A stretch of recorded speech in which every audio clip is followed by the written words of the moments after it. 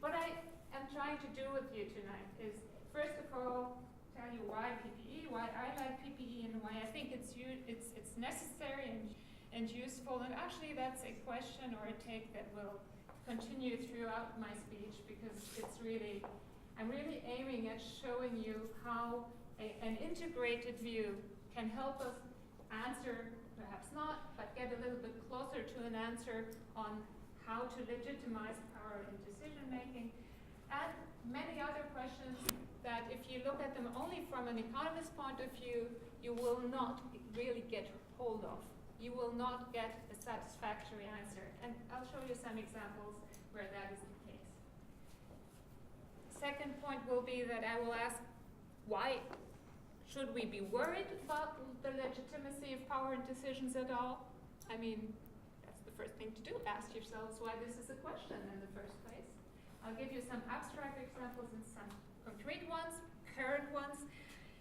And I admit that as I started to think about this, so many examples came to my mind that I thought this is a great topic that you chose for your conference. Then I will show you what it means to deal with these examples from an economics-only approach and what kind of answers you will get if you only stick to the economic paradigm, and what all the questions are that are actually behind the economic paradigm and that need to be answered before you can get going. You will see.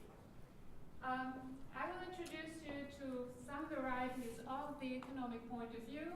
These will be theories and scholars that come from a certain trend of thinking, as you will see. It will be, of course, economists who are more or less open to input from philosophy and politics, and it will, for the most part, be thinkers who are prone to a classical liberal approach. Which doesn't mean that other approaches aren't valuable, and I just had to choose, and I chose to narrow my view in that respect. I will give you examples again, and the final question, of course, will be, so what do we do with all that information? Where does that leave us? That's my agenda, my PPE. So we're here because we mostly agree with that statement, right? Only economics may be dangerous, or at least not satisfying. A person was not always in agreement with Keynes, whom we just quoted before, but they did agree on this point. It is better to have a broader view, a view that is informed by more than a simple economic paradigm. So that's what we do, and you will see it helps a lot. And you know that because otherwise you wouldn't be engaged in PPE studies. I think that the PPE approach helps us on two levels. It helps us when we deal with decisions being taken at the individual level, because at that level, if you have an economics-only approach, what you will do is that you maximize utility or profit or what have you, the one thing that informs the function that you're interested in. What's lacking is any kind of inquiry into the question, where does this function come from? Why does it take the shape you suppose it does take? What about the preferences of man? Do they change? Are they fixed? And if they change, how do they change? According to what kind of law? Do you know anything about that? And what does that mean? What does that imply? What's the image of man behind it? All these things are not treated in standard neoclassical theory. Some of these questions have been addressed stepwise, but still you don't have an approach that encompasses all of these. The political prerequisites for individual choice, such as the framework, the protection of the private sphere, etc., are kind of assumed, as economists assume a lot of stuff. But it's not really analyzed and it's not really questioned, and if it is done so in a partial analysis mode, which might not be enough. Same is true for the legal prerequisites, which is the safeguard of private property, contract, the liberty of freedom of contract, and enforcement actually, which means that you need courts to enforce the contracts that you strike in the marketplace. So if you want to have all these views together and find answers to these combined questions, you need PPE. The same is true at the macro level when you're not interested anymore in the individual's decision, but when you're interested in what happens to society as a whole, in a field where some economic considerations may be relevant.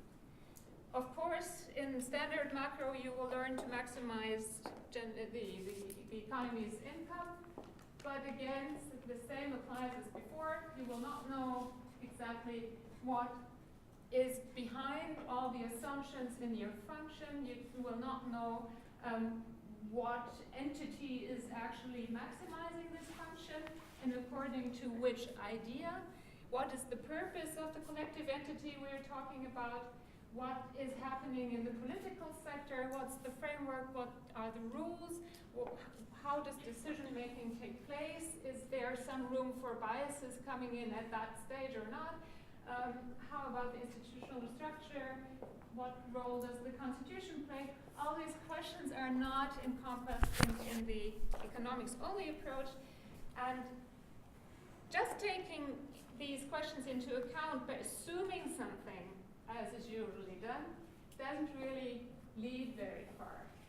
If you do a PPE, you get a little bit closer into these topics and you get deeper.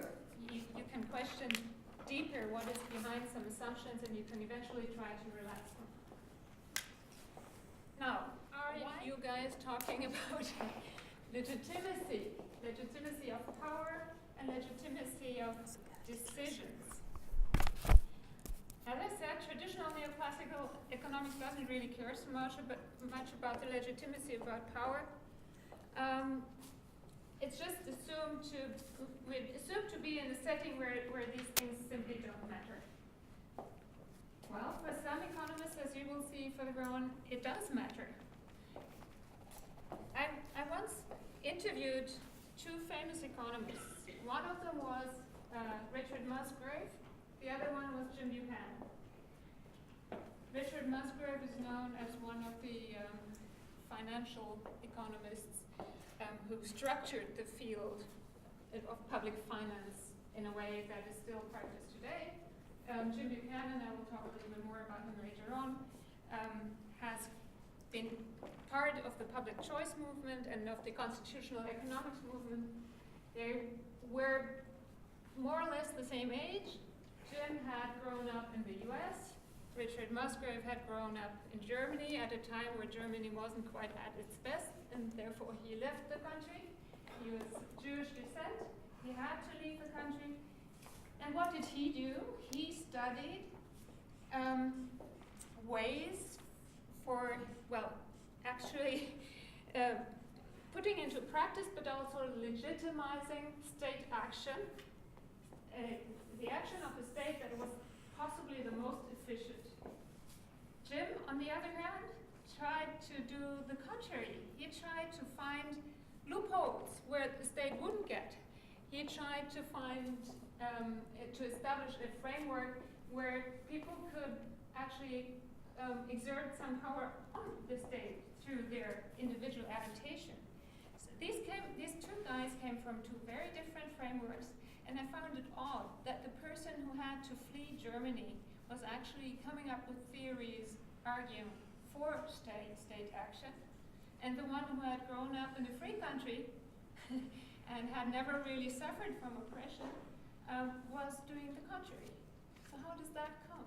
Well, it does come when someone like Jim Buchanan asks questions about how does the political sector work? What do we expect from a constitution? How do power games take place? And Richard Musgrave wasn't interested in that question. And when I asked him, why did you never go into that direction? Why wasn't that of interest to you? He said, well, I knew what an evil state and an evil government was like. And I went to the US and I wanted to be constructive and work and to improve a good government. So that was a different approach to a question that is, I think, crucial. And well, you make of it what you want. I like both economists, the two of them very much, but they have a very different take. I think that the more encompassing is richer and more interesting. originally, economics was taught as political economy. That was the old-fashioned name. Of course, it was called political economy because it was directed towards state action. Today, it has a slightly different slant, and that is thanks to people like Jim Buchanan and others who started to give economics this specific twist where you ask questions about the political sector, where the state is endogenized, where you ask how decisions made by government come into place, and where you ask how democracy plays out in the whole context. Now, power has been a topic early on, and we may say that these days in economic science and in the way how economics is taught, power doesn't play enough of a role. It did in the days where, for example, in Germany, the whole school called the Order Liberals were very much worried about power. They were worried about economic power, and they were also worried about political power. And they were aware that what was needed for Germany to start again after the war was a structure, a framework, a set of rules that would allow neither economic power nor political power to come into existence. Why is power a problem? Well, power is a problem because it means, potentially at least, the person holding power can coerce you. So coercion is the term that's relevant here, and that embodies the danger.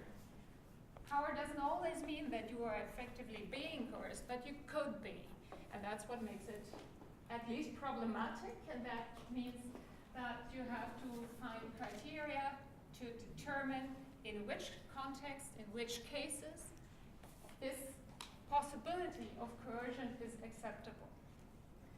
Different thinkers have come up with different criteria, and as you will see, these differences in the criteria basically depend or come from the fact that we have different essential values that will inform our choice of criteria. The last bullet point mentions the heterodox approaches in economics.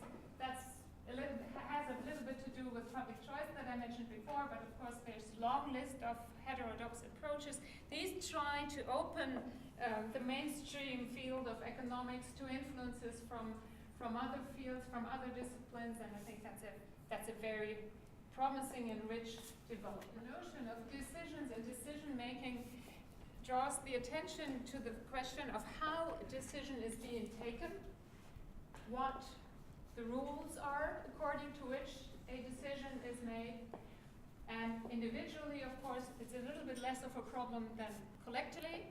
Individually, well, your mind functions in a certain way. You analyze the present and you decide, you choose. Basically, you choose to enter into a transaction relationship with someone or to refrain from it. Collectively, it's a little bit more complicated because different preferences of many people have to be brought into some kind of, well, I'm not talking about something like a social utility function, but you have to find an agreement or you have to find a working consensus between many people to move on, to make a decision, and that's not an easy thing to do. This again can take place in the economic or in the political realm. Political decision making, of course, in a collective entity takes place through voting. In the economic field, it's much easier because it's through your individual buying act, buying or selling, of course.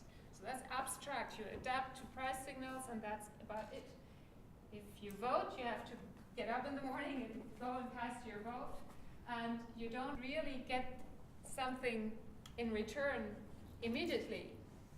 What you do get is a political program which will be more or less to your liking, and the party that is going to win in an election will not be accountable on an individual issue. Whereas in the economic field, of course, when you buy yogurt, it's the yogurt that you get. You will eat it and test it, and that's it. In the marketplace, the prices that result from the interaction will affect everybody, but you're still free not to go into the market and buy something.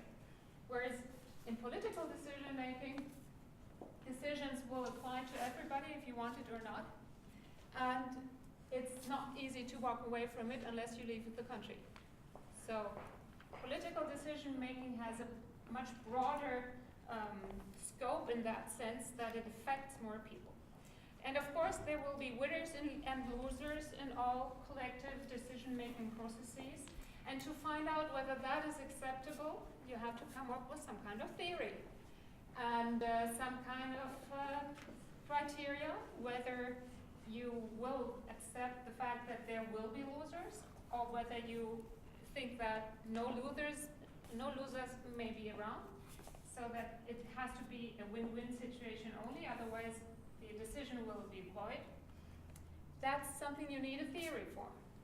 You also need theories for the procedures according to which collective decisions are made. If you don't want to concentrate on the results only. These are two different levels of argument and of analysis. It might be much easier to find an agreement on the procedures according to which a decision is made than on the results that you aim at. The differences in interest may be much greater concerning the final results of a decision than on the procedures. Procedures allow you to step back behind some kind of veil of ignorance if you don't have people who can discount even the procedures very precisely, and then you can move ahead in the public realm. Now, why is this relevant? In what cases do we have to deal with questions of legitimacy? Well, for example, this is something that comes up very frequently. The question, should we look at efficiency or at equality, and what prefer if we had to choose? It's a little bit like the question, should we worry more about liberty or more about justice?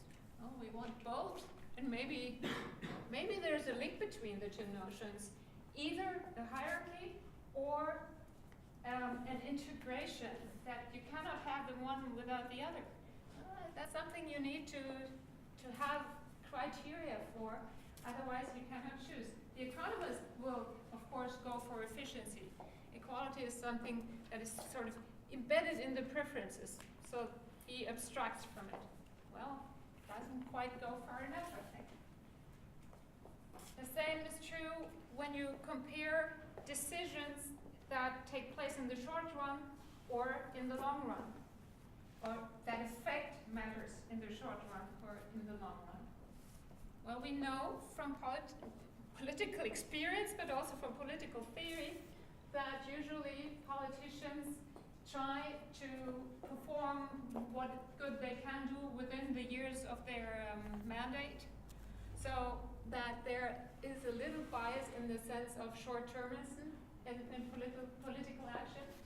Well, politicians will be more tempted by expediency than by sustainability, which oftentimes means that you have to develop a program that will lead to reform in the next 20 or 30 years. And of course, the politicians who put that into place will not be there to see it, will not be there to see the results, and will not be able to be held accountable. So if you have to choose between these two, what do you prefer? How should you categorize this? Which is more important? On a purely economic basis, you cannot decide. Typically, economists would always opt for the market because the market is, we know best. The market is where we understand how interaction works, and it is the realm where we think that liberty is practiced simply through the act of entering into a transaction or not. But well, there is such a thing as state, there is such a thing as politics, and the old dilemma is something that went wrong, the failure of the state or the failure of the market. I think that leads us nowhere. We have to see that these are two different realms where people interact, and where people interact in a legitimate way. The question is only, how do these spheres interact, and is it possible to find some kind of not equilibrium, but harmonious interaction between the two. Again, if you only apply an economic point of view, you will have a bias toward the market, and you will not recognize the importance of what goes on in the government field, in the political field, and I do think that that has as much legitimacy as the economic sphere and the preference for the market, and you will see why. One of the reasons is value pluralism, and that is also something I would like you to take home. All theories about legitimacy will eventually boil down to, well, to some value being the core value or on the top of the hierarchy of values that you accept, that you can argue for, that you find really powerful. But there are different values, and you can try to find out really the crowning one, but below that there will still be many values that are all, again, legitimate, and one has to accept that we won't find a final answer to this, which value is essential and is really the most important. In a society where people interact, we will have to negotiate that with each other. That's how values come into being, through communication, and because we talk about them and find out what we mean by them and how we can implement them. And this way, in interaction, some kind of balance can come into existence rather than the truth. The truth in questions of value is really hard to define. Here are the examples. I said I find so many. It's hard to pick from them. Before I get to the first one that I have on my list there, let me just tell you one little anecdote about the very notion of legitimacy. I once wrote an article in Frankfurter Allgemeine on state subsidies for families, which was meant as an encouragement for people to have more children. And I questioned the legitimacy of the state's intrusion into the couple's bedrooms. You know, I found it a little bit, well, it went a little bit too far for my taste. So I wrote that, and I got a lot of criticism. Why? Because I had used the term legitimate. Even in my own group at the newspaper, not everybody knew the difference between legitimate and legal. And what they told me was, well, but this is a policy that the Minister for Family Affairs is putting into place. This government is democratically elected on the basis of our constitution, which is a free and liberal constitution. Are you questioning the legality of this policy proposal? No. I'm not talking about legality. I'm talking about whether this is something that goes too far.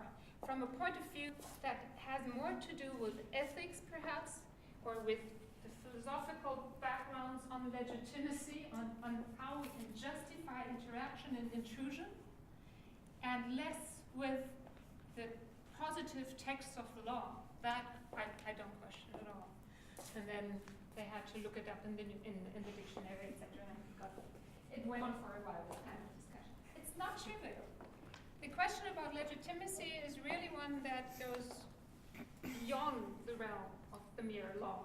When there is some policy proposed or put into place, the question of its legitimacy has to do with whether this is really the proper role of the state.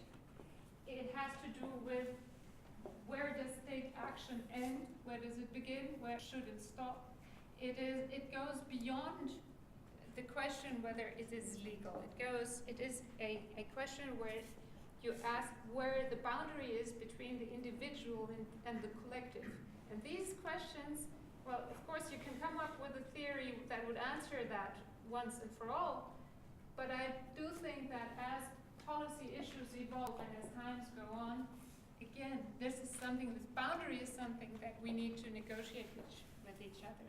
Our preferences on where the exact border should run also evolve over time, so we should never stop talking about this. My example in the context of the so-called refugee crisis, I put it in quotation marks. Quotation marks. Because I'm not really sure it's a crisis, but actually, it's an example for an aspect that I'm going to tell you. The question that has been raised in political debate recently throughout the country, not only in the Bundestag, of course, is whether the decision that was taken the day where the German and the Austrian chancellors sat down and said, we are having a humanitarian problem, we must open the borders for now in order to alleviate the pressure. Was that a legitimate decision? Some people say it wasn't. And they even say that it was a breach of our constitution, not only a breach of our law, but also of the constitution. And they say that the fact that this decision hasn't been turned around, corrected in the ongoing breach of the constitution. So that's a question. What took place there, was it legitimate or not? And I will take you through different steps of analyzing that question. Which brings me to another one of the decisions the German government made that has been criticized very heavily, which is the Euro crisis and the fact that Greece was saved, more or less, let's hope it will survive, and that the European Central Bank has done its part to help by buying bonds, government bonds, and announcing that it would do so in an unlimited way. Now, was that a legitimate decision? Many people, of course, criticize it, perhaps with very good reasons. But we have to differentiate between efficiency or expediency or prudence of the political decision and its legitimacy. Different categories will apply to the two aspects, whether it's a good decision or a legitimate decision. The third one, I couldn't translate Durchsetzungsinitiative in Switzerland. That took place on the 28th of February, and it was a public vote on the question, basically, whether foreigners living in Switzerland could be kicked out of the country if they committed a minor crime twice. So you do a relatively small thing, like, I don't know, you're drunk and you crash into your neighbor's garden and you damage his store, something like that. You do that once, and then another little thing suffices for you to be sent home to where you belong or not. In any case, this vote was one that would have introduced two systems of law in Switzerland, one applying to strangers and one applying to the Swiss. That's something quite new, quite strange. It has nothing to do with the idea of an equality before the law, which is one of the criteria that legitimacy theories use usually. So this was one where the question was asked, if this initiative had been accepted, would that have been a legitimate decision? Now you will say, of course, well, the people were voting on it. Switzerland is a country with direct democracy, so could it have been more legitimate than that? Well, it's not that easy. I'll go through these one by one. Actually, I could have added a fourth one, but that would last too long. The fourth thing that you might perhaps find interesting to talk about later on is the whole nudging idea. Is that legitimate?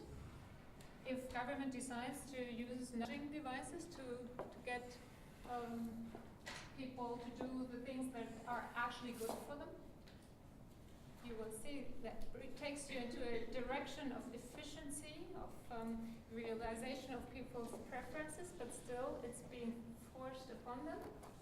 Might be problematic. Anyway, let's go through them one more time. Refugee crisis. Why should we worry about it? As an economist, I would say, well, population increase is usually a good thing. So no reason to worry.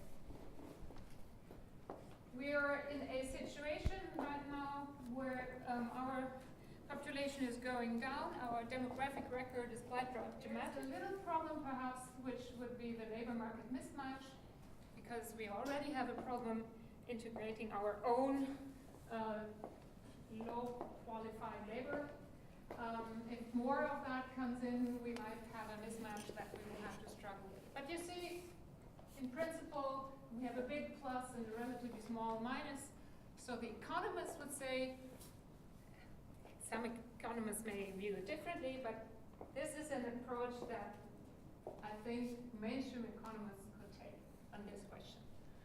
That's, so the economists would say there's not so much to worry about. And by the way, the situation we find ourselves in might help us to reform our institutions, our laws. We've been struggling with inefficient bureaucracy for a long time, and now under the need, well, maybe that reform mood will get a little bit of a boost. Okay, so let's think what happened and what do we have here when we look at it from the point of view of its justifiability, its legitimacy. We have a political decision that was made in a situation that required ad hoc action because it was dramatic. Okay.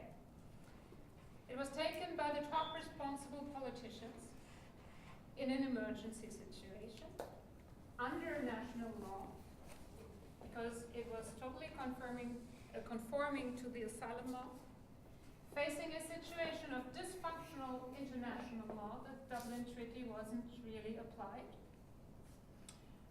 It was carried out by an administration, a government elected by majority vote. Both in Austria and in Germany we have democracies where people vote.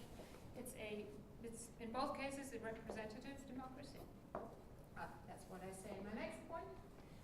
In both cases couched in a federal constitution, surrounded by international law, which in turn is created by the power of the EU, which is a delegated power from the national governments, which in turn are elected through representative democracy. So, politically speaking, the legitimacy is not a problem. All of this is perfectly in order, right? Now, the people who aren't quite happy with the decision say that, well, we have cultural tensions, we have incompatibilities there, we have inferior job qualifications, we don't know how to integrate these people, the whole thing will cost us a fortune, it was illegal and or illegitimate, and by the way, we feel disenfranchised because we weren't asked. And so some of these people ask for popular referendums. Oops, sorry.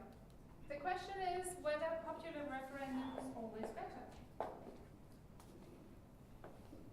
So one question that, if you're concerned with legitimacy, you will have to tackle is which model of democracy are you using? Are you using direct or representative? And if you have direct democracy like in Switzerland, is it enough to have the people's will in place to claim legitimacy? Or is there something else to it? Something that needs to be added? Questions like whether it was or was not a Verfassungsbruch is something where a lot of polemic language being used. If you look at what happened and what was done, you will find points perhaps where the decisions taken might not be justifiable under German law right now, but a breach of constitution, first of all, doesn't exist as a legal term. This is pure polemic. Something may be in the long run incompatible with the constitution, but that's something totally different. Let's jump to the next.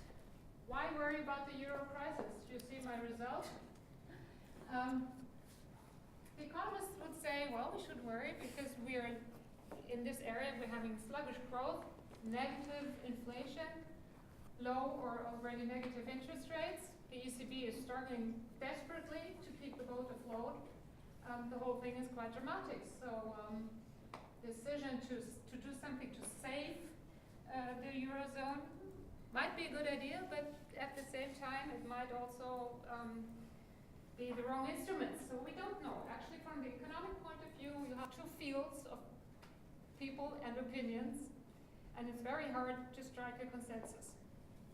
So what happened? What kind of institution is it?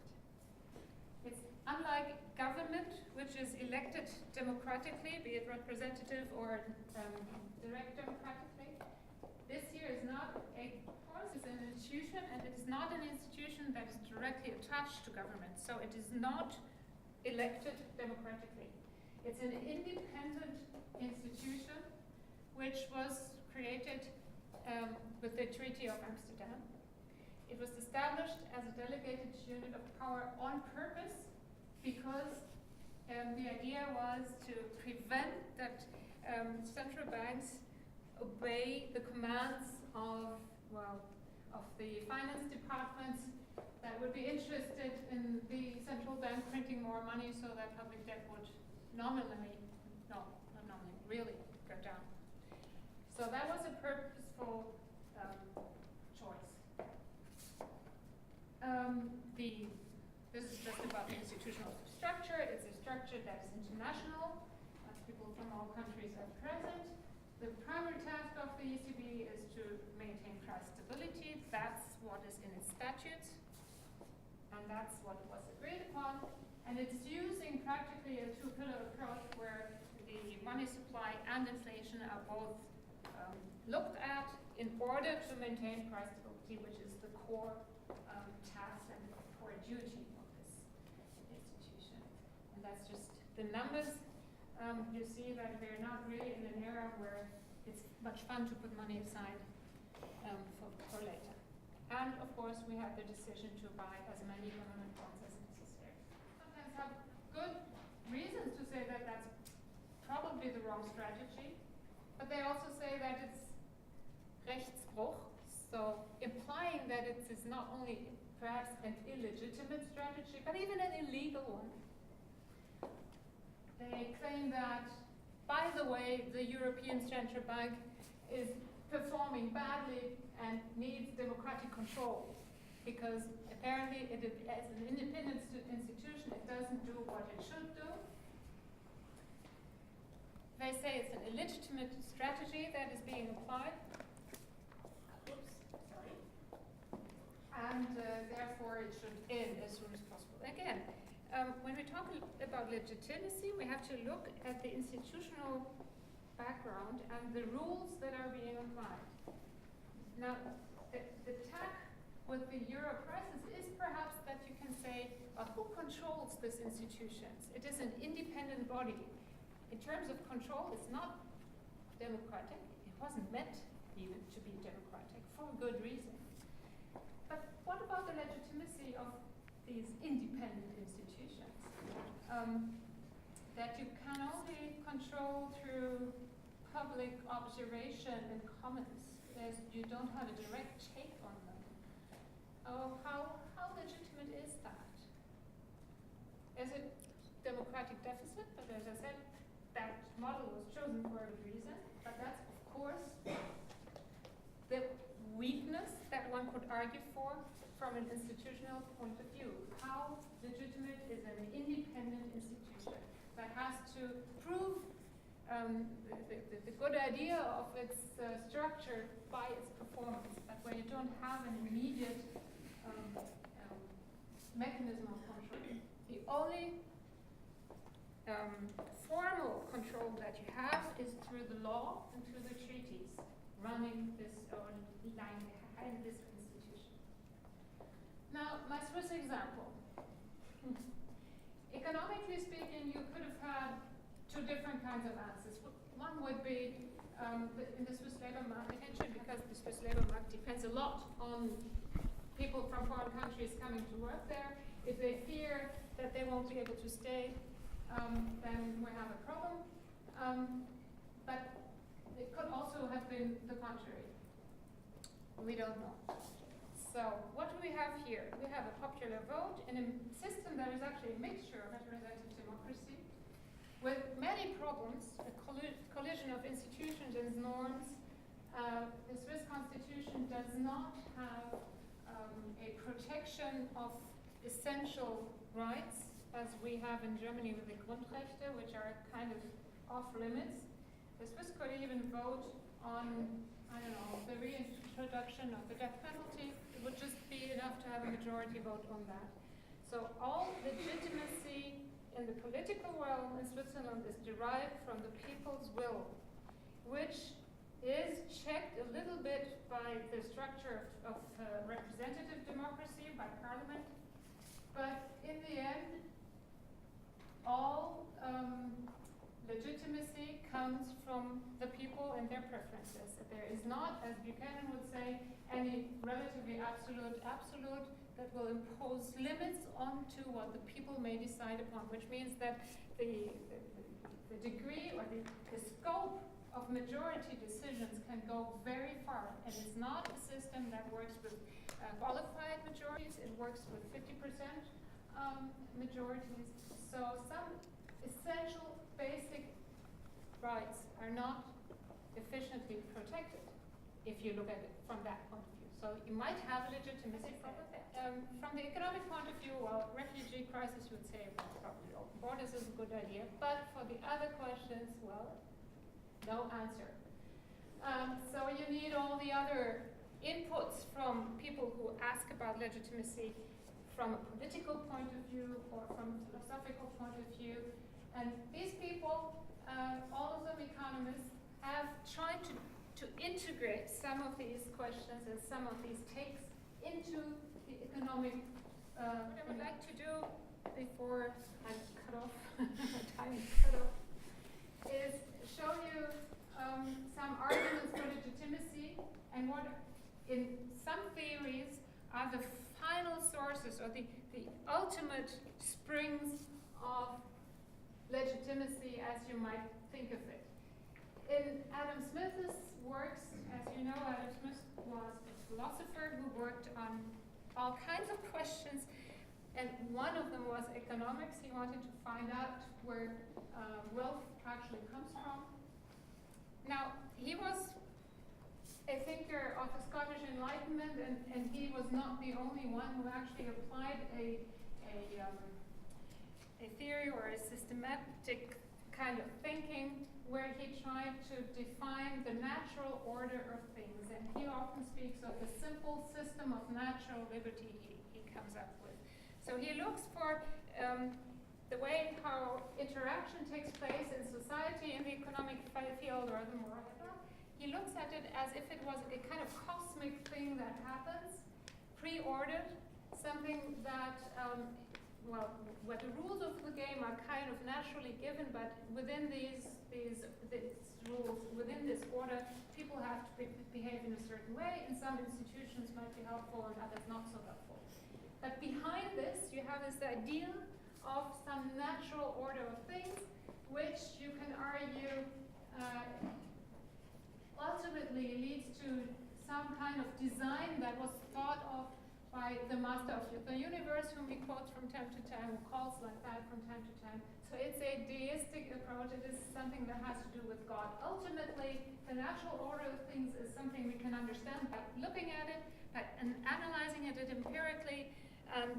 That's what is the ultimate source of legitimacy. Everything that runs counter to this natural system, simple system of natural liberty, will not be acceptable, will not be legitimate.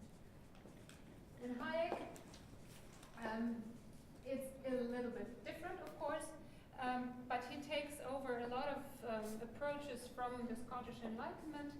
I cannot go into all of this, but at any rate, in his approach, what is really important is that rules that are acceptable are typically rules that have evolved over time, that have been tested, that would probably not be with us anymore if their usefulness had been falsified through them having been tried. So what tradition does is that it endows society with a set of rules that have more or less spontaneously come into being, and when we ask whether some kind of political action is acceptable, is legitimate or not, we have to ask whether we can conceive of it as something that fits into this given set of rules of just conduct that we have inherited from cultural evolution. With this guy, who's not an economist, but a political thinker and novel writer, he basically says, well, don't make such a fuss about where the ultimate legitimacy comes from. What matters for me is my private garden. Political action can do a lot, and political liberty safeguarded by a constitution is important. But it has to end in my backyard. All political action must stop before the private sphere is entered. So what we need is liberty that encompasses active political liberty, like in ancient Greece, but also a private sphere that is protected and not infringed upon. I already mentioned the order liberals. They were very much worried about power. Rocco is a bit fuzzy there, I'm sorry. And they again went back, for some of them, to the idea of the ultimate instance of value and norms being God and the natural law given by God. That is especially true of Rocco. Walter Eucken was closer to Christian social ethics as such. Anyway, the final instance of value and of acceptability was again a normative level inspired by God. In a different way than in Smith, because in Smith it is the whole universe that is arranged in a certain way but within that we are free to act and to fill the whole thing with meaning. Whereas in this approach, well, the imperatives of social ethics go a little bit farther.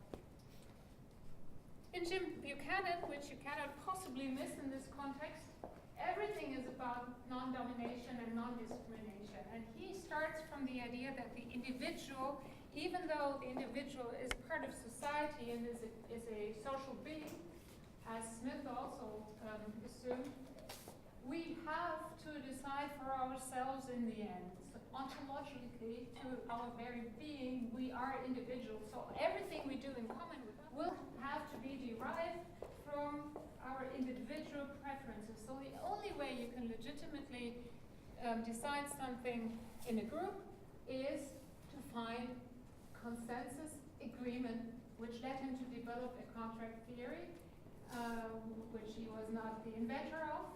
Instances of that have been around for many centuries now. But the interesting part in his case is that he says we cannot actually call everybody to agree on some proposal. That would be too costly. It's just not feasible.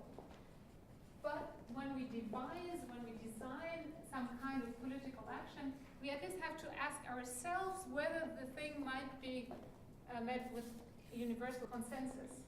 We must ask ourselves whether everybody could agree to this policy or not. And so it's a kind of legitimacy test that he introduces for a government that is democratically elected and embedded in a fair and free constitution. The ultimate question, of course, is always, now who guarantees that the values embedded and fixed in this constitution are the right ones? Is that again, does that come from God, or where does it come from?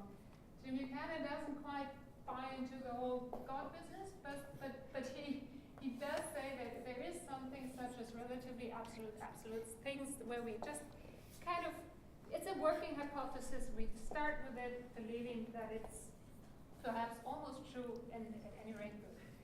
If you want to look at other inputs into this kind of approach to legitimacy and the possibility to build it into economic reasoning, you might want to consult these names and many more. Try to exercise. Finally, legitimacy depends on the values, and one has to question the source of these values. And the fact that it is about values and some ultimate values means that it is not something fixed, it is not something absolute, it's something that we have to negotiate again. Because even what we consider legitimate is something that will evolve, and we will have to work on that.